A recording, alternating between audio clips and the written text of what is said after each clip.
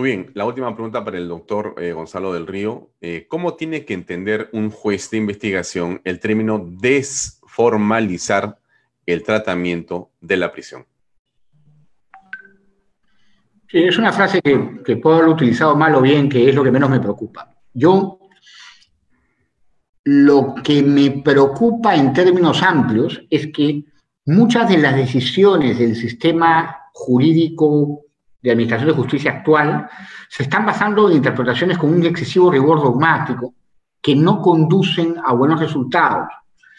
Y cuando hablo de formalizar en el ámbito de la prisión preventiva, hablo de comprender el mecanismo de cesación y los elementos de convicción que llevan a un mecanismo de cesación de una perspectiva amplia, porque la Corte Interamericana de Derechos Humanos nos obliga a una visión amplia de las razones en virtud de las cuales tenemos que considerar que una persona entra a prisión o no. Yo siempre pongo como ejemplo algunas conferencias, y seguramente tampoco soy popular por eso, que existe un juez que desde una básica interpretación positiva toma una resolución de la Corte Interamericana de Derechos Humanos en base a la cual cree que la reincidencia es algo que puede considerarse como un criterio de aplicación de la prisión preventiva del Perú, algo que también cree César en el ámbito académico. Yo hace mucho tiempo defiendo que no, la reincidencia no se incluyó en el 268, se incluyó a efecto de la suspensión preventiva de derechos, y la Corte Interamericana de Derechos Humanos, el Tribunal de Derechos Europeo de Derechos Humanos, no es un legislador positivo, es un legislador negativo. Entonces, ¿a qué me refiero con desformalizar? En el caso específico de la prisión preventiva, creo que no se puede crear, hay que entrar a un debate de las razones, que no sea un debate que se quede en la cuestión formal, que es, oiga, usted no me ha traído el papel, me tenía que traer un papel para que yo le abra la audiencia cautelar o la audiencia de cesación de la prisión preventiva. Porque, no recuerdo el nombre de quien me hizo la pregunta, pero para quien quiera que entienda ¿cuándo es que se debe modificar una prisión preventiva? También se puede modificar porque mi papá preso cumple 65 años. Lo de mi papá es un ejemplo, mi papá no está preso. Pero esto quiero que quede claro, es decir, no hay que burocratizar aspectos como el cese de la prisión preventiva o la variabilidad de la prisión preventiva que no tienen cortapisas, porque un juez puede evaluar. Yo incluso soy un defensor al día de hoy, me van a llamar loco los defensores a ultranza, modelo acusatorio, que el juez tiene que, como lo hacía el juez de ejecución, como lo hace el juez de ejecución, tiene que tener la obligación de revisar él, a pedido suyo y de oficio, como lo establece el código, cómo van sus prisiones preventivas. Y no tengo ningún problema en reconocerlo, también sus medidas de comparecencia, porque se puede ir hacia arriba o hacia abajo, pero hay que, quizá no es desformalizar el término, sino es desburocratizar el sistema. Y solamente para acabar, esto para mí viene de la mano de algo que yo ya hace mucho tiempo digo, no me llamen por favor para hablar de la prisión preventiva, ya perdimos el discurso. Llámeme para hablar de la investigación preparatoria. ¿Por qué demora tanto la investigación preparatoria? Y yo le aseguro a la gentil persona que ha hecho la pregunta que el problema de la investigación preparatoria es burocratización. El doctor Nagasaki no me va a dejar mentir. Hay casos que llevamos en el sistema actual de esta Sala Penal Nacional, que tenía este nombre lindo de Sala Penal Nacional y le han cambiado 7 veces el nombre, no sé para qué, déjenlo de Sala Penal Nacional, es más fácil, la gente lo entiende, lo recibe, es más amigable en términos comunicacionales, en los que la Fiscalía te cita a un testigo, pregunta al doctor Nagasaki, ni siquiera me lo ha contado, pero sé que le ha pasado, por cuarta vez, y no sabe por qué lo está citando por cuarta vez. Y tú llegas con tu testigo y le dices al fiscal encargado, hay algo más que declarar porque ya declaró. Y el fiscal adjunto te contesta, ya declaró 3 veces. Y en la tercera tuvimos la misma conversación. Bueno, siéntese porque igual vamos a ver que eso es un problema de organización, orden, estrategia, teoría del caso, en entender la prueba, sí, porque hay que llamarle prueba, en investigación preparatoria, llámenle fuente de prueba, la terminología es lo de menos, de un trabajo coordinado en que los abogados ayudemos. Hay una formalización tremenda. Yo quiero dejar, y ese es el problema, tenemos presos preventivos porque los presos duran años, si no, no los tendríamos.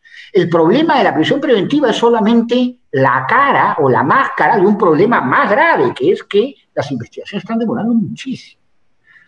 Hicimos un extraordinario cambio, se crearon una cantidad interminable de expertos en la litigación oral, expertos que constituyen la nueva generación, que nos van a barrer probablemente al doctor Nakazaki y a mí, que ya tenemos que retirarnos a nuestra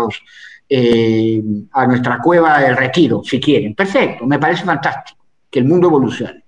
Pero no nos preocupamos de que la investigación preparatoria es exactamente igual que hace 30 años. La investigación preparatoria se sigue iniciando con un policía o un fiscal que llama a una persona y le dice, ¿usted conoce a? Y cita un glosario de nombres y toma 2, 3, 4 horas contestar si conoce a Juan y de dónde lo conoce. Con todo respeto, así no se investiga en ninguna parte del mundo. Las técnicas de interrogatorio en sede fiscal o policial que utilizamos acá son del siglo antepasado. Si no miramos al sistema y el cambio del sistema, estamos bien en el juicio oral, eso está bonito, lo hemos dejado bonito. Ahora vayamos al otro problema, el que siempre fue el problema, la investigación preparatoria. Ustedes recuerdan que en los finales de los años 80 y los inicios del año 90, de la década del 90, hubo una modificatoria procesal que consideró que sacar el juicio oral hacía el proceso más rápido, ¿no es cierto? Y 20 años después nos dimos cuenta que no servía para nada, que el juicio oral tenía que volver y que la gran demora era aquello que llamamos la instrucción judicial. Lo cambiamos por la investigación preparatoria. La pregunta que nos tenemos que hacer, data, como bien citaba Alfonso al inicio, proyección de data y análisis de data, la data.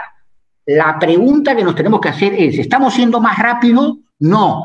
Y lo que tenemos que hacer como especialistas del derecho, como críticos del derecho, como quienes proponemos el cambio es, ok, ¿qué tenemos que hacer para cambiar? Y ese cambio es en el que tenemos que trabajar ahora y el COVID tiene que ser solamente la excusa para reconvertir el discurso.